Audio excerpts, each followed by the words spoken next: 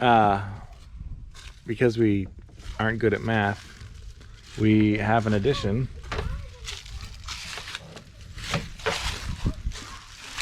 Or 43 additions.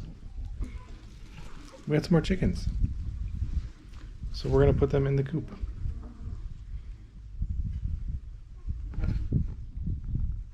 Very quiet and calm. Well, for now, because it was dark in here. Right. All right.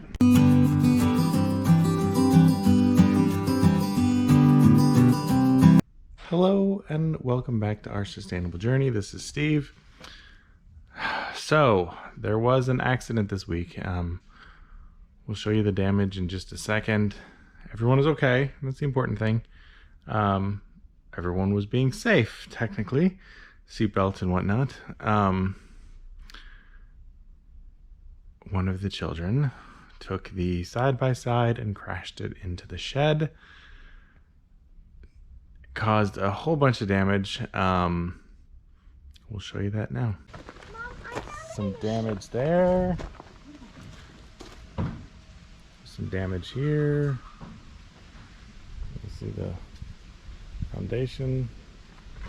The board at the bottom is all jacked. We're gonna need to replace that. It doesn't look like that looks okay. Yeah. All right. Let's do some work. So we removed the tin. That board was cracked, so we just spliced another board on the back of it. And now we're going to try and repair some of the tin, but some of it is definitely ruined. So we'll see what we can get done. And this piece is definitely ruined.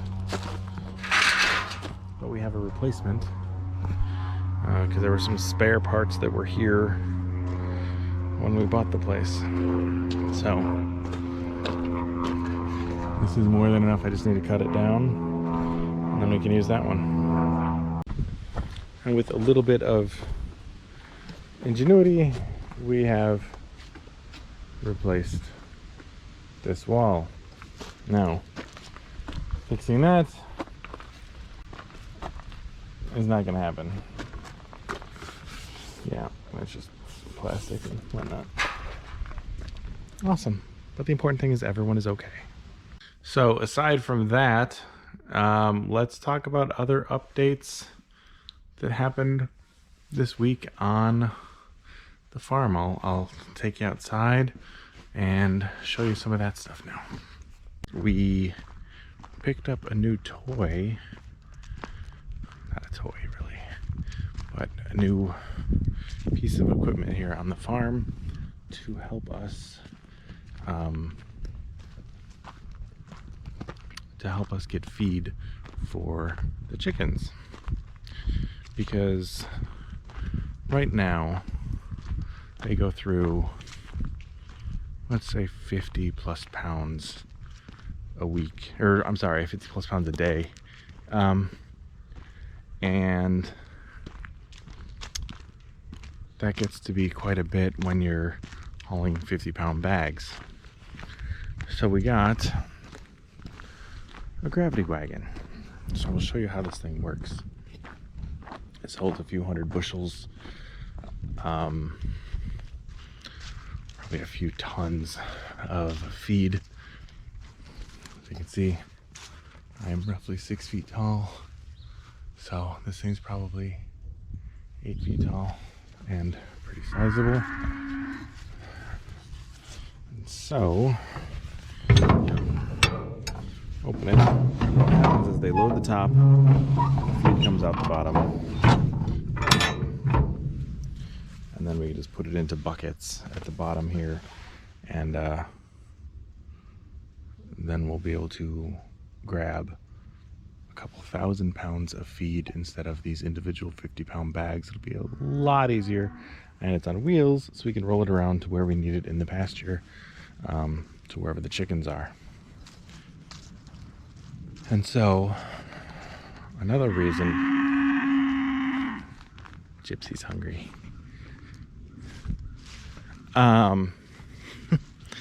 Another reason we needed that was because someone was getting rid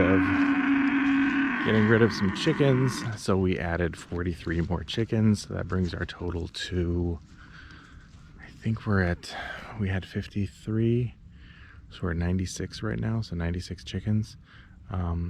So right now we're getting probably 40 to 50 eggs a day. We have them quarantined right now. You want to keep your chickens quarantined for about 30 days from each other anytime you have new chickens. And so we put them in the coop to keep them away from the other chickens. So we have them locked in here, poor birds, until 30 days has passed. We make sure there's no diseases that will spread to the other flock. So they're all in here right now. Yeah. There you go. So they're all waiting for us to let them out and let them be with the others. So a couple more days. But those ones are about a year old, so they're actually already laying eggs. So that's why we're getting so many now. Okay, now that's done. Let's get on to what we are here to talk about. I'm gonna go grab some of our pumpkins, and we've collected, I think, about 300 pounds worth of pumpkins. And so we tell our customers, we'll pick them up, we'll compost them. And you know, just in driving around, doing the bucket swaps for these people, you see every porch has a couple of pumpkins on it for Halloween and after. And so you figure there's 5 pounds per household, let's say it on the low end. And all that is going to end up in the landfills instead of being composted and recycled and whatnot. It's depressing. Anyway, let me grab some pumpkins and we'll meet you at the worm bins. All right. So we're in one of the CFTs. Worms seem to be doing well. Got my big sharp knife. Got a couple of pumpkins. But I am looking for my cultivator tool. I think it's in the workshop with the other worm bins. It's not in here. Shoot. So we can't go digging around. All right. Anyway, so what I usually do, gently place the pumpkin in the bin. Just cut it into quarters. Hard to tell because some of these were previously carved. And then I always put them, I don't know why. I don't know if it matters actually. I always put them inside part of the pumpkin down like that. So it's easier to get to the goods. I don't know if they have trouble getting through the shells of pumpkins. But that's how I've always done it. So that's the way I'm going to continue doing it because they seem to like it. And then, so we'll get through these. And then what I'm going to do, because I'm sneaky, is I'm going to take a couple of these and I'm going to add them to the breeding bins that we set up. We have them set up. We'll check on them in a minute. The worms there are doing well, so we just wanted to get them set up and get them started, and then we'll add a full onslaught of worms now that they're going. So what I'll do is we'll use these as kind of like a trap, I guess. And so the worms will come, cover this, and then I can take them and move them over into one of the breeding bins. So it's a nice way of convincing the worms to move without doing the other traps. There's lots of other things you can do. There's like using those blueberry or raspberry containers that have little holes in them, little plastic trays that you get at the grocery store, putting some food scraps on the inside, letting the worms fill up in there, and then moving them over to another bin. That's something that people do. I just saw there's garlic growing in the worm bin. But that's what those are too. May have to relocate those to the garden. Cool. So that's one way to bait the worms out and get them to move to another bin. So this is just what I do. Plus, it's really fun to see them devour these pumpkins and get them out of here in short order.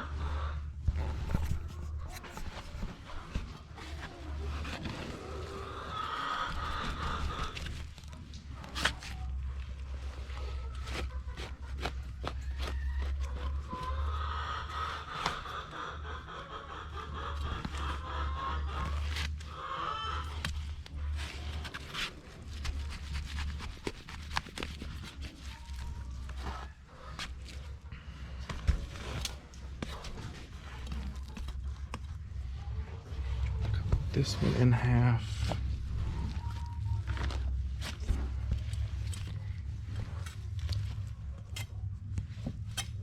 Come on. There we go. One pumpkin down. A lot more to go. Already balling up on the surface. We're waiting for food. Oh, we got something growing. What is that? Is that beets? I think that's a beet. Cool. I should just make a CFT that's strictly a garden. Just see what propagates, see what we can grow. It's the general public's food because we collect from a lot of different households.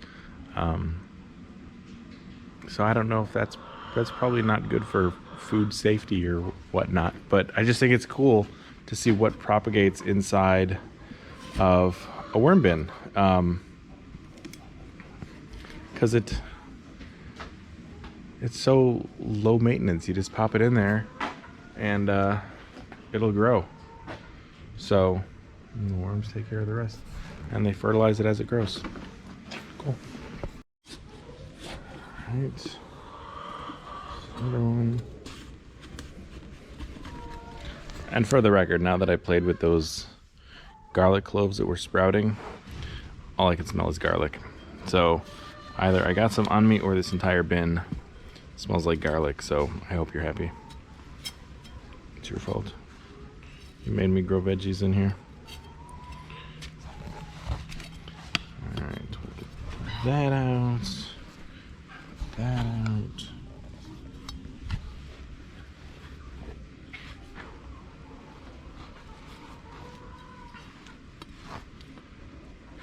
So, this is a crazy sharp knife. This is I don't know if you can read that, Tramontina, that I got from my kitchen set. And I'm bringing that up because I needed a big knife like this not too long ago, and I couldn't figure out why I didn't have one in the kitchen. And it's because I had it out here. This is now my worm knife. So I was none too pleased. My wife was kind enough to remind me of what I had done.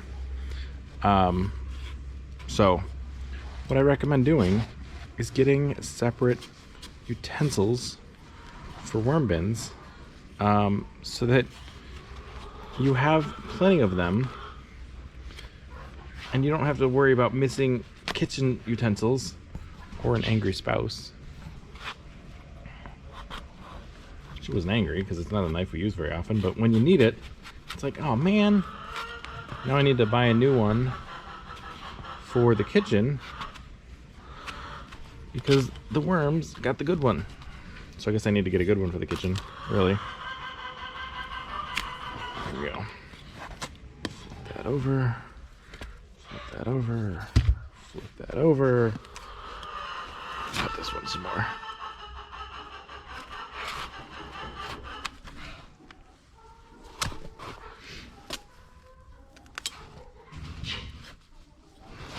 So the question is, how long do you think it will take the worms to completely cover these pumpkins. In my experience, it's a couple hours. The chickens are in the barn now, as you know, so we get to hear the egg song. So that's them celebrating that they laid an egg. And now that we have 90 some chickens, and soon they'll all be in here for the winter, it's gonna get loud, so we might be doing more stuff in the workshop so we don't have egg songs playing all day long. All right, we'll close this one up. We'll move on to the next one. I'll do some more, and now we will go. I'll finish that in a little bit, and then we'll go check on the ones in the workshop, see how they're doing. Oh look, all my tools. Have to bring them back to the barn. Anyway, so here is the one with the pumpkin theme. So it has been 2 weeks since we started this thing. Let's open it up.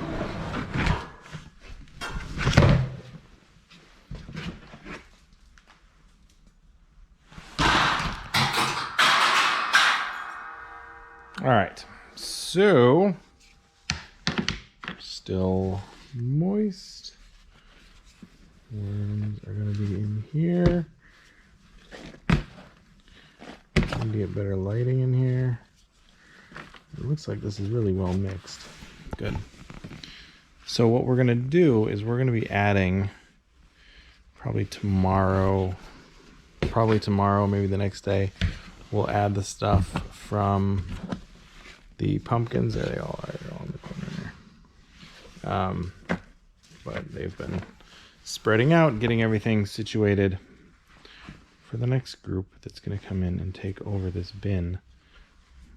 Now that we've gotten it set up and we know that everybody's happy. So then we have the 650 subscribers. I think we're at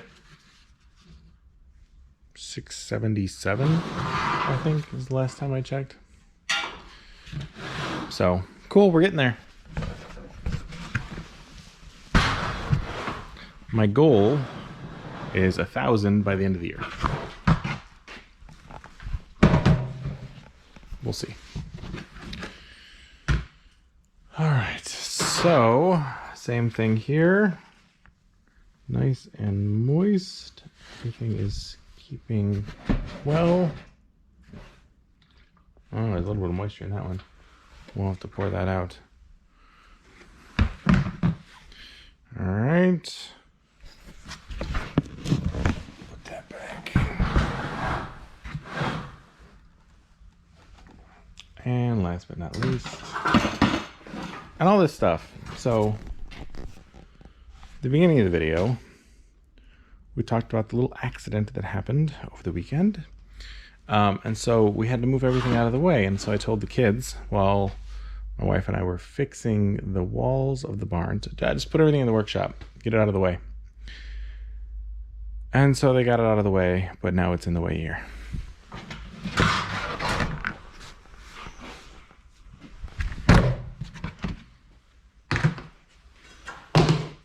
All right. Seems maybe they've moved on from the potted plant. Yeah. Oh, no, they were in it. Sorry, guys. All right.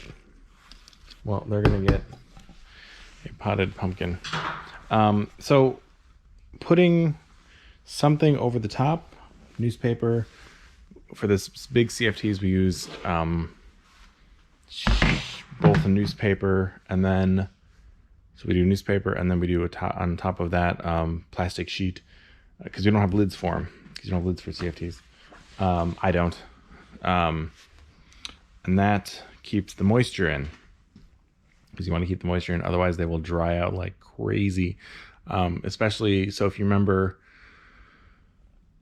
last year when we set up a bunch of different bins, we put lights on them, and so we'd have to keep, like spritzing them with water to keep them wet, so that the worms wouldn't dry out and the castings themselves wouldn't dry out. because you want to keep that moisture in there. You don't want it too wet, but you want to keep them moist overall.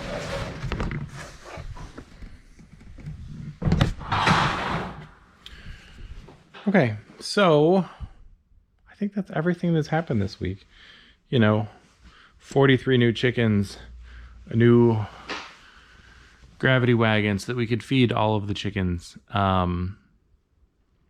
little bit of an accident. Everybody's okay, thankfully.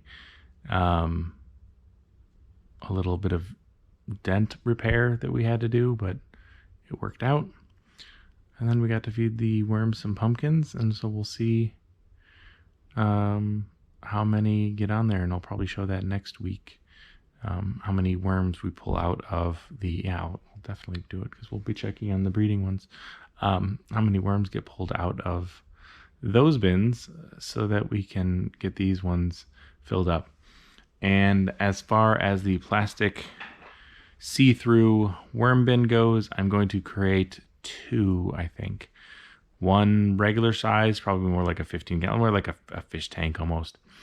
And then a much, much smaller, thinner one, because that way it's a little bit easier to see what's going on inside, so the worms don't have as much room to burrow in and hide from the sides. So I want to be able to see what's going on. So think like, not as thin as an ant farm, but kind of that idea so that you can still see what's going on inside. So we'll probably get that going in the next couple of weeks, the build on that, and we'll show you all that. All right, so until next time, take care.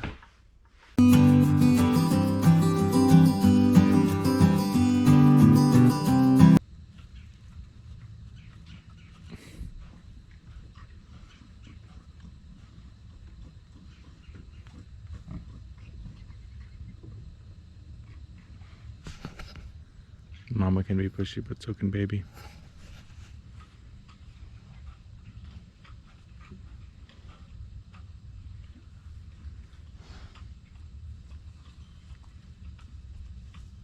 You're wearing your food there.